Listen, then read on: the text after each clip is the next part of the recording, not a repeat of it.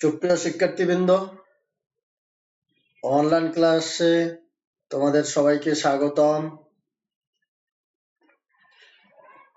আশা রাখি সবাই মঙ্গলময় প্রভুর কৃপায় ভালোই আছো। আমি মোহিতলাল রায়, সহকারী অধ্যাপক হিসাব বিজ্ঞান, পালাপির স্কুল অ্যান্ড কলেজ, রংপুর।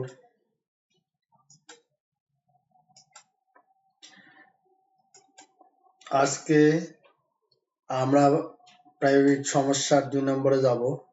শিখন ফলে দেখো, আমরা প্রারম্ভিক মূলধন নির্ণয় করতে পারবো।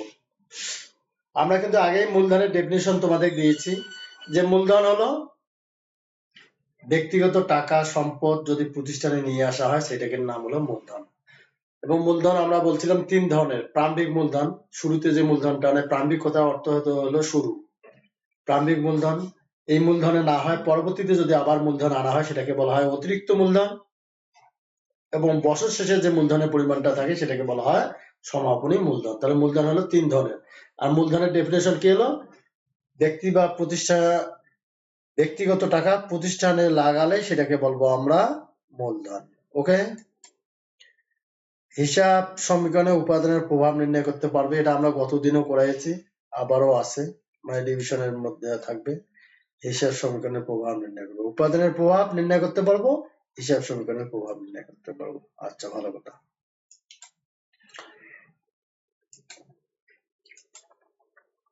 আমরা একটা প্রশ্ন দিয়েছি, মাধুরী ট্রেডার্স 2017 সালে একজনেরদেরকে নগদ এত টাকা, আসবাবপত্র এত টাকা, ব্যাংক জমা এত টাকা নিয়ে ব্যবসা আরম্ভ করেন।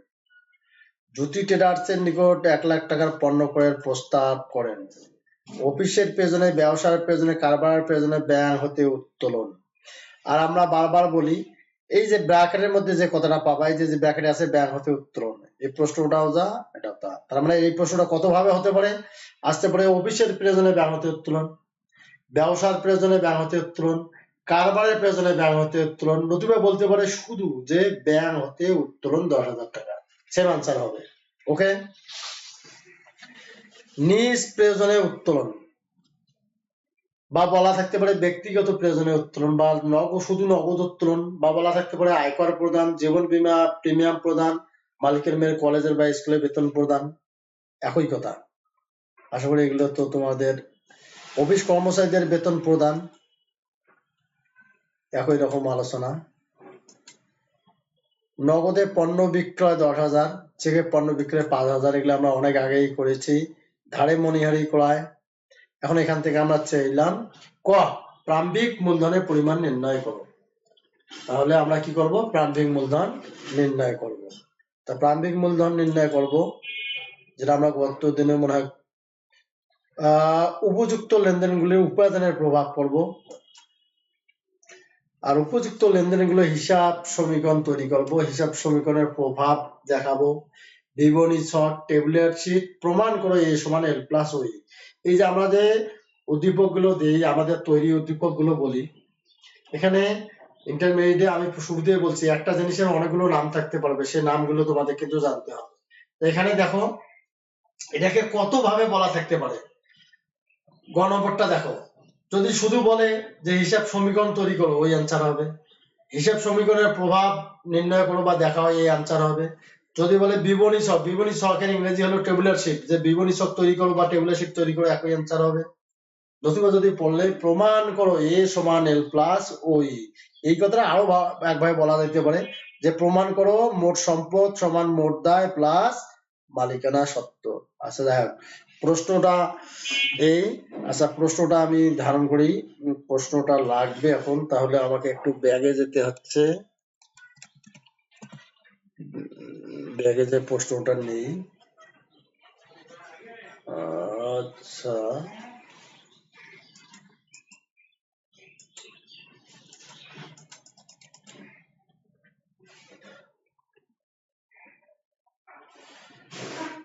আচ্ছা, ভালো কথা। তাহলে এখান থেকে এখন আমরা অ্যান্সারে যাই। আমরা তো বলেছি উত্তর দেওয়ার সময় তোমরা ওইভাবে দিবে। এখানে প্রশ্নে বলা আছে প্রারম্ভিক মূলধনের পরিমাণ নির্ণয় করো, তোমরাও লিখবে যে প্রারম্ভিক মূলধনের পরিমাণ নির্ণয়। সব একটা হলো প্রারম্ভিক মূলধনের পরিমাণ নির্ণয়। ওকে, ছক বিবরণ টাকা টাকা। আমরা বলছি মূলধনের ডেফিনেশনে হলো মালিক তার নিজের যে নগদ টাকা ব্যাংক সম্পদ যেটুকু নিয়ে আসে সেটার নামে হলো মূলধন।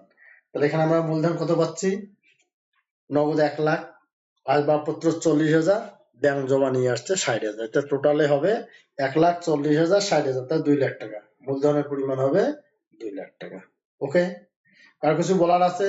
বারবার আমরা এই কথাটাই বলতেছি যে মূলধনের ডেফিনেশনে হলো মালিক তার নিজের ব্যক্তিগত যে নগদ টাকা বা সম্পদ প্রতিষ্ঠানে নিয়ে আসবে সেটার নাম হলো মূলধন। ওকে, আচ্ছা, তাহলে মূলধনের পরিমাণ দেওয়া হলো কত, 2 লাখ টাকা।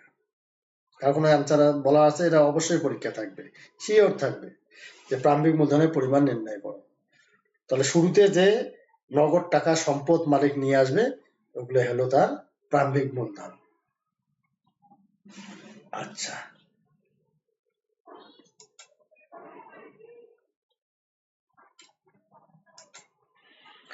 এখন আসি খর অ্যান্সার। খর হলো উপাদানের প্রভাব নির্ণয়। আমরা আগেও বলছি হিসাব সমীকরণ হলো এ সমান এল প্লাস ওই। এটা সমীকরণ বুঝাইতে আমি বুঝাচ্ছি, এ সমান এল প্লাস ওই। এবং এই উপাদানগুলো অন্য জায়গা থেকে আসবে না। আমরা বলছি হিসাবের শ্রেণী হলো 5 প্রকার: সম্পদ, দায়, মালিকানা সত্ত্ব, আয়, ব্যয়।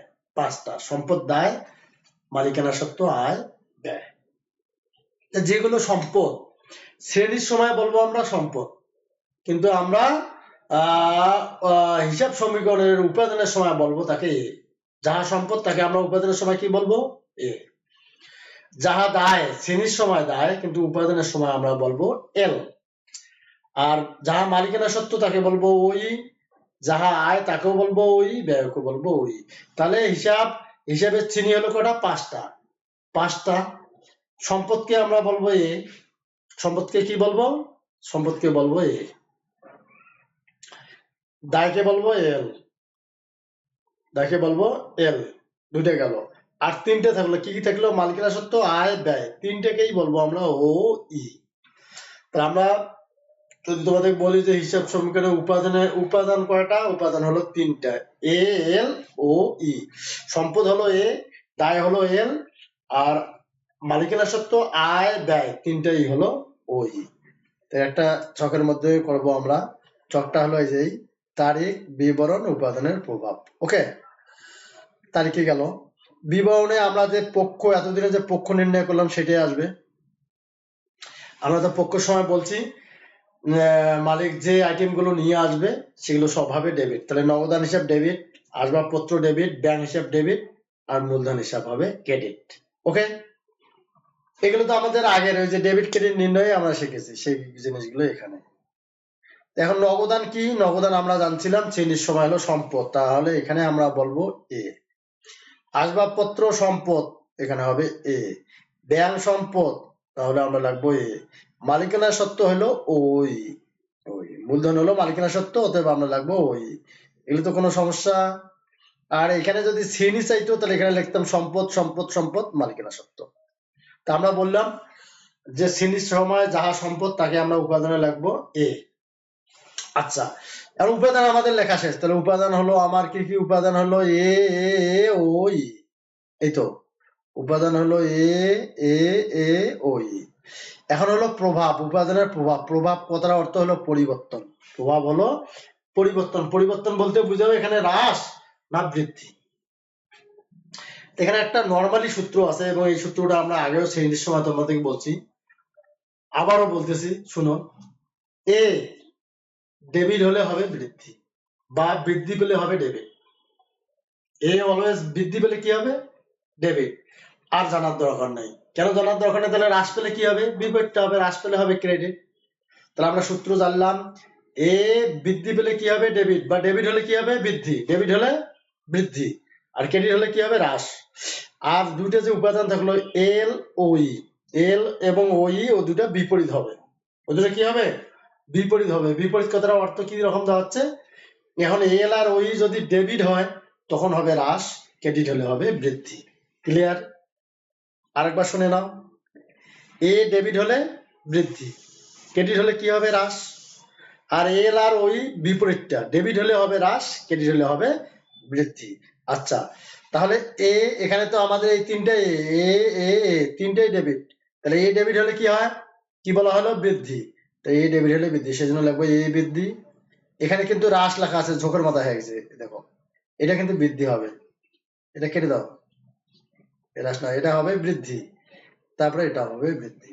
ওকে, তারপর আসলাম ওই, ওই বলছি আমরা বিপরীতটা, এর বিপরীত, ওই কিন্তু ক্রেডিট হয়েছে, ক্রেডিট হলে বৃদ্ধি।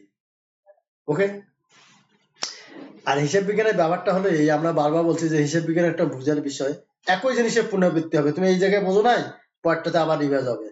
পরেরটাতে দেখো নগদান হিসাব আর ব্যাংক হিসাব, ব্যাংক হতে উত্তোলন, আমরা তো আগে বলছি ব্যাংক হতে উত্তোলন, এটা যতক্ষণ পর্যন্ত ব্যক্তিগত বা নিষ্প্রয়োজনীয় হবে না ততক্ষণ পর্যন্ত উত্তোলন হবে না। তাহলে হলো নগদান আর ব্যাংক, নগদান হলো এ সম্পদে, ব্যাংক হলো সম্পদে। তো এখন দেখো এই নগদানে এ হলো ডেবিট, ডেবিট হলে কি, বৃদ্ধি, আর ক্রেডিট হলে কি হবে, হ্রাস। ক্রেডিট হলে হ্রাস, ডেবিট হলে বৃদ্ধি, ক্রেডিট হলে হ্রাস। ওকে, এখন আমরা চলে আসি উত্তোলনে। উত্তোলন নগদান, এখন কেন এখানে উত্তোলন নগদান হলো, নিজ প্রয়োজনে উত্তোলন। আমরা পড়াচ্ছি যে নিজ প্রয়োজনে, ব্যক্তিগত প্রয়োজনে, মালিকের প্রয়োজনে উত্তোলনের ক্ষেত্রে একটি পক্ষ হবে উত্তোলন হিসাব, অপর পক্ষ হয় ব্যাংক, নগদান, ক্রয়। প্রশ্নে ব্যাংক থাকলে ব্যাংক, ব্যাংক না থাকলে নগদান, আর পণ্য থাকলে ক্রয়। এখানে ব্যাংক নাই, সো উত্তোলন আর নগদান। উত্তোলন হলো মালিকের সত্ত্ব, তাহলে হচ্ছে ওই, ওই ডেবিট হলে হ্রাস, আবার নগদান হলো এ, এ কেন, একই কথা তো বারবার বলা হচ্ছে, নগদান হলো সম্পদ, সম্পদ হলে উপাদানের সময় হবে এ, আর এ যদি ক্রেডিট হয় তাহলে হলো হ্রাস। 15তে আসি বেতন প্রদান, এটা তো ক্রয় বিক্রয় ছাড়া এন্ট্রি, ক্রয় বিক্রয় ছাড়া এন্ট্রির ক্ষেত্রে একটি পক্ষ হবে নগদান, অপর পক্ষ হবে লেনদেন অনুসারে। তো এখানে অর্থ চলে গেল, নগদান ক্রেডিট হবে, তাহলে বেতন আর নগদান, বেতন হলো ব্যয়, ব্যয় হলো শ্রেণীর সময় ব্যয়, কিন্তু এখানে আমরা মানে লাগবো ওই, আর আমরা জানি ওই যদি ডেবিট হয় তাহলে হ্রাস, নগদান এ, এ হলো হ্রাস। ক্লিয়ার? আচ্ছা, বেশি আসো, বেশি আছে নগদে বিক্রয়, ধারে বিক্রয়। তা আমরা এখানে দুইটা লেনদেন, আমরা তো এগুলো আগেও আলোচনা করছি, আবার আমরা করতেছি। নগদে বিক্রয় তখন হবে নগদান বিক্রয়, ধারে বিক্রয়, প্রাপ্য বিক্রয়, কিন্তু আমরা তো একসাথে বিক্রয় দুবার লাগবো না, তখন অ্যান্সার আসবে নগদান, প্রাপ্য, বিক্রয়। যাই হোক, এই আলোচনা এগুলো ডেবিট ক্রেডিটে পক্ষ নির্ণয়ে এগুলো হয়ে গেছে, আবার পুনরাবৃত্তি করা হচ্ছে। তা নগদান হলো সম্পদ, সো আমরা লাগবো এ, প্রাপ্য হলো সম্পদ, সো লাগবো আমরা এ, আর বিক্রয় হলো আয়, সো আমরা উপাদানে লাগবো ওই। সূত্রটা কি আমরা বললাম, নগদান আছে ডেবিট, মানে এ ডেবিট, ডেবিট হলে কি, বৃদ্ধি, প্রাপ্য হলো ডেবিট, ডেবিট হলে বৃদ্ধি, আর ওই ক্রেডিট, সো এখানে হবে বৃদ্ধি, কারণ এ যা হয় এল আর ওইটা তার বিপরীত। এখন হলো ধারে মণিহারি ক্রয়, তাহলে মণিহারি আর প্রদেয়, পণ্যের নাম থাকলে ওই পণ্য, আর বাকি থাকলে, বাকিতে ক্রয় হলে তখন আসে প্রদেয়। তাহলে মণিহারি আর প্রদেয়, মণিহারি হলো ব্যয়, সো উপাদানের সময় হবে, শ্রেণীর সময় ব্যয়, উপাদানের সময় হবে ওই, আর ওই ডেবিট হলে, ডেবিট হলে কি হয়, হ্রাস, আর প্রদেয় হলো এল, এল যদি ক্রেডিট হয় তখন হলো বৃদ্ধি। এই আমরা উপাদানের প্রভাব হলো, আমার মনে হয় না যে কারো কোনো সমস্যা হওয়ার কথা। তাহলে এখানে থেকে দেখো শ্রেণী আর পক্ষ নির্বাচনটা যদি হয়ে যায়, আমি এমনিতে বলছিলাম শুরুতে যে তোমরা শ্রেণী আর পক্ষটা আমাকে ক্লিয়ার করে দাও, বা তোমরা ক্লিয়ার করে নাও, দেখবে যে বাকি অ্যান্সার গুলোতে অনেক সুবিধা হবে। তাহলে আমরা এই পক্ষটা যেটা বের করতেছি, এটা প্রতিটাতেই সেম। আর এখানে আমরা যে আজকে উপাদানে আসলাম, নতুন একটা চ্যাপ্টারে বা নতুন একটা জায়গায় আসলাম, কিন্তু সমস্যা নেই, যদি আমাদের পক্ষ আর যদি শ্রেণী জানা থাকে তাহলে সেখান থেকে আমরা উপাদানও জানতে পারবো। আশা করি তোমাদের কার কোনো সমস্যা নাই। হুম, আচ্ছা, ভালো কথা। এখন তাহলে আমরা গতে যাই। এখন আমরা যে গতে যাব, হিসাব সমীকরণের প্রভাব নির্ণয় অবশ্যই পরীক্ষা থাকবে, তোমরা লিখে নিতে পারো, মাস্ট আসবে, পরীক্ষা আসবে শিওর। হিসাব সমীকরণের প্রভাবে হলো কি, আমরা যে উপাদানের প্রভাবটা লিখেছি ওখান থেকে হিসাব সমীকরণের প্রভাব আসবে। একটা ছক দেখো, এটা খাতার কিন্তু এদিক দিয়ে নেওয়া যাবে না, খাতার, খাতার আমরা এই পাশ দিয়ে করবো না, যে পাশ দিয়ে লিখি সে পাশ দিয়ে নয়, এটা খাতার কিন্তু এই পাশ দিয়ে নিতে হবে, আমাদের এই দিক দিয়ে নিতে হবে খাতার, মানে খাতার আমরা খাতাটা এইভাবে করে নেবো, বুঝতেছো, খাতাটা এইভাবে করে নেবো, এদিক দিয়ে কোনো সমস্যা নেই, আর এদিক দিয়ে হবে না। এখন আমাদের কি করতে হবে, এখানে আমাদের দেখতে হবে উপাদানে কতগুলো সম্পদ আছে। ছকটা আমি একটু বলি। ছকটা হলো যেভাবে আমরা দেই সেইভাবে হচ্ছে একটু বড় দেবো, তারিখের ঘর হবে, তারপরে হলো সম্পদ দেব। ওকে, সম্পদ হলো, এখন সম্পদ আমার ওখানে কয়টা আছে দেখো তোমরা। সম্পদ আছে একটা নগদ, ব্যাংক, আসবাবপত্র। কোথায়? খ নম্বরে লক্ষ্য করো তোমরা। কত দেখো সম্পদ কতগুলো আছে, অনেকগুলো সম্পদ আছে, তার মধ্যে নগদ, ব্যাংক, আসবাবপত্র। আমি একটু চলে যাই এখানে, বা আবারও তোমাদের ব্যাগে নিয়ে যাই, দেখো তোমাদের সম্পদ কতগুলো আছে। এই সম্পদ আছে নগদান একটা সম্পদ, এগুলো তো সম্পদ। সম্পদ আছে 1 2 3 4 5 6 7, ওদিকে আছে আবার দুইটা, 9টা। তো এখানে নিয়ম হলো আমরা বলছি আলাদা সম্পদ কতগুলো আছে, তার মানে এখানে আছে নগদান, আবার এখানে আছে নগদান, এখানে আছে নগদান, নগদান। যতগুলোই নগদান থাক না এখানে একটা ধর্ম থাকে, তাহলে আমরা সম্পদ পেলাম নগদান একটা। আবার আসবাবপত্র দেখো, এটাও সম্পদ, তা আসবাবপত্র এখানে একটা, ব্যাংক একটা, এখানে ব্যাংক আছে, এখানে আমরা ধরবো একটা। সেই জন্য সম্পদ কটা হয়েছে? সম্পদ হয়েছে, ওই জন্য সম্পদ হলো 3টা। কটা সম্পদ বুঝানো গেছে? সম্পদ কটা মানে আলাদা ধরনের কয়টা হবে, একই আইটেম যদি 2বার হয় তাহলে একটা ধরবো, 10 বার হলেও একটা ধরবো, আর একবার হলেও একটা ধরবো, তাহলে সম্পদ হলো একটা। ওখানে হলো 3টা। এখানে এই যে নগদান সম্পদ, তো নগদান তো আগেই হয়ে গেছে। তারপর হলো প্রাপ্য হিসাব, এটা একটা সম্পদ। আচ্ছা, আর নাই, তার আর দায় হলো একটা, প্রদেয় হিসাব।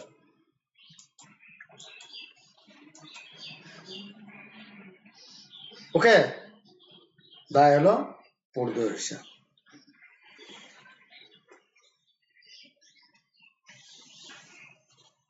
দায় হলো প্রদেয় হিসাব। আচ্ছা, তো এখানে তোমরা দেখো 20 তারিখের একটা জিনিসে আমি তোমাদের আর একটু নিয়ে যাই, ডাউট হচ্ছে আমার। 20 তারিখে দেখো, হ্যাঁ, এই প্রশ্নটা 20 তারিখের প্রশ্নটা কি ছিল একটু দেখো তো বাবা। 20 তারিখের প্রশ্নটা কি ছিল? নগদে বিক্রয়, চেকে বিক্রয়।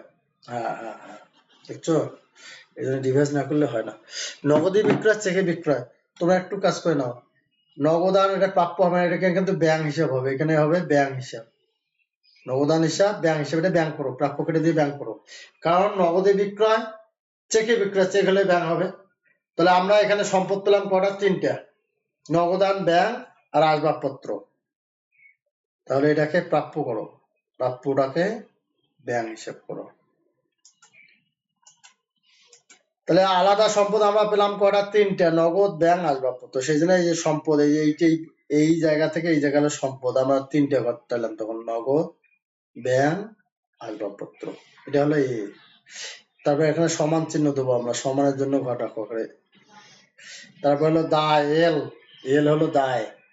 দায় আছে আমাদের একটা, এই যে প্রদেয় হিসাব, প্লাস তারপর হলো ওই হলো মালিকানা সত্ত্ব। মালিকানা সত্ত্বর মূলধন হবে, তারপরে একটা মন্তব্যের ঘর হবে। এই হলো হিসাব সমীকরণের ছক বা টেবুলার শিট বা বিবরণী ছক। তাহলে এখানে হলো তারিখ, এ সমান এল প্লাস ওই, মানে এ যতটা ততটা দেব, সমান এল যা আছে তাই দেব, ওই হলো। মানে 1 তারিখ থেকে আসো, 1 তারিখে তুমি যাও, নগদ আছে বৃদ্ধি, এখানে কোনো কথা বলবে না, এখানে সব অ্যামাউন্ট গুলো হবে, শুধু অ্যামাউন্ট গুলো হবে। তা কি হলো, নগদে দেখো নগদান আছে 1 লাখ, বৃদ্ধি আছে ওই জন্য প্লাস করব আমরা। ব্যাংক 60,000 আছে, বৃদ্ধি প্লাস করব। আসবাবপত্র বৃদ্ধি প্লাস করব, ওই ওখানে মানে মূলধন প্লাস করব। আর মন্তব্যের ঘরে, যেখানে মূলধনের ঘরে টাকা বসবে তারই মন্তব্য হবে। মন্তব্য হবে মূলধন আনয়ন প্রথমে, তারপরে আয় হলে আয়, ব্যয় হলে ব্যয়, উত্তোলন হলে উত্তোলন। 1 তারিখ গেল। তারপরে 8 তারিখে আসো, 8 তারিখে ছিল নগদান, ব্যাংক। নগদানে ছিল বৃদ্ধি, অতএব 10,000 বৃদ্ধি, আর ব্যাংকে ছিল হ্রাস। হ্রাস হলে এই যে ব্র্যাকেট দিয়ে রাখবো আমরা, হ্রাস হলে ব্র্যাকেটের মধ্যে থাকবে, আর বৃদ্ধি হলে প্লাসের মধ্যে থাকবে। এখানে মন্তব্য হবে না, মূলধনে যদি টাকাটা বসে তাহলে মন্তব্য হবে, 10-এ আসো। 10-এ কি? আচ্ছা, 10-এ বেতন প্রদান, বেতন হলো ওই, তাহলে ওই হ্রাস, সেজন্য 2000, না এটা কি? 10-এ হলো উত্তোলন, নিষ্প্রয়োজনে উত্তোলন, উত্তোলন হলো মালিকানা সত্ত্ব, ওখানে দেখো তোমরা তোমরা ক্ষয়ের হেল্প নাও, তাহলে ওখানে হলো হ্রাস, অতএব আমরা হ্রাস করে দিয়েছি, 2 নগদ হ্রাস করে দিয়েছি। 15 হলো বেতন প্রদান, তাহলে বেতন হলো ওই, ওখানে দেখো ওই হ্রাস আছে, সেই জন্য ওই ঘরে হ্রাস হলো মাইনাস। সোজা কথা, খতে তুমি দেখো যেখানে হ্রাস আছে সেটা মাইনাস করব, আমরা মাইনাসটা ব্র্যাকেটের মধ্যে রাখবো, আর বৃদ্ধি যেখানে আছে সেটা প্লাস করবো, এই জন্য অবদান বৃদ্ধি।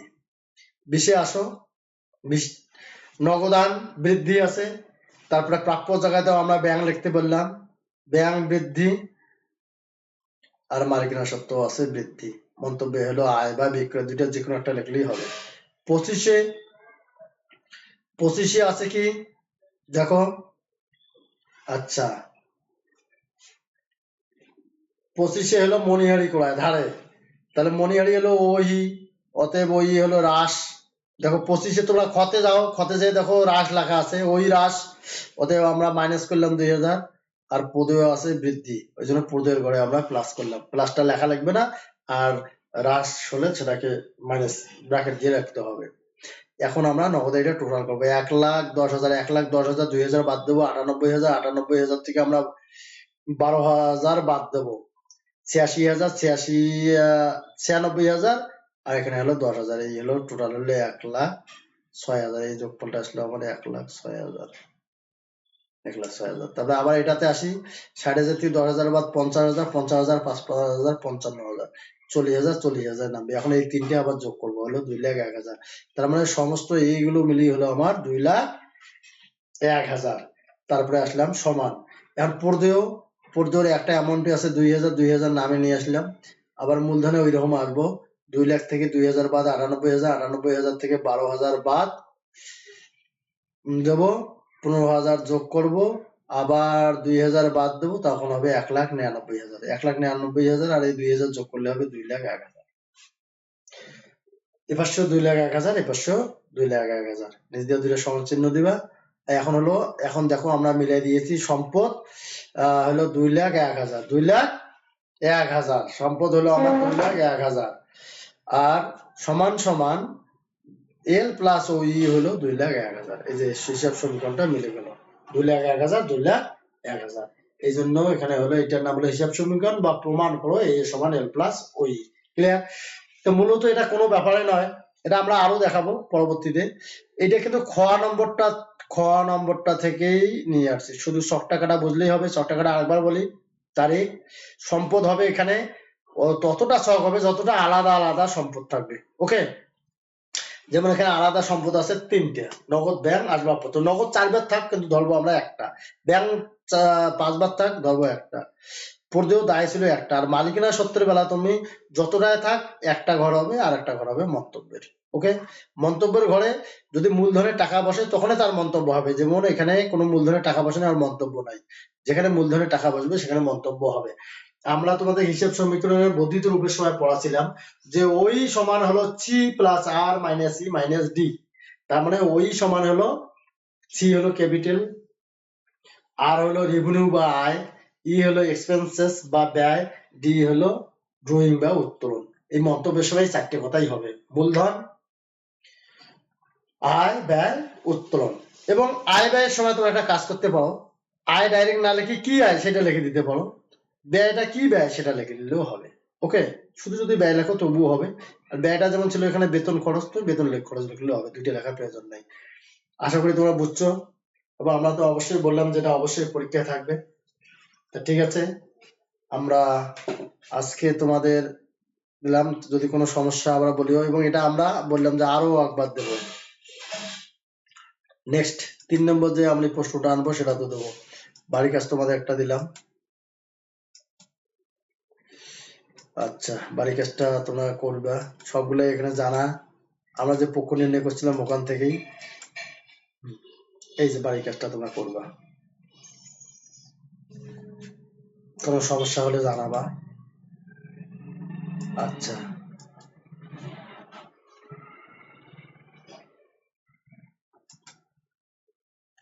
সবাইকে ধন্যবাদ জানিয়ে আজকে ক্লাস এখানেই শেষ করছি এবং তোমরা আমার জন্য একটু দোয়া রাখবা।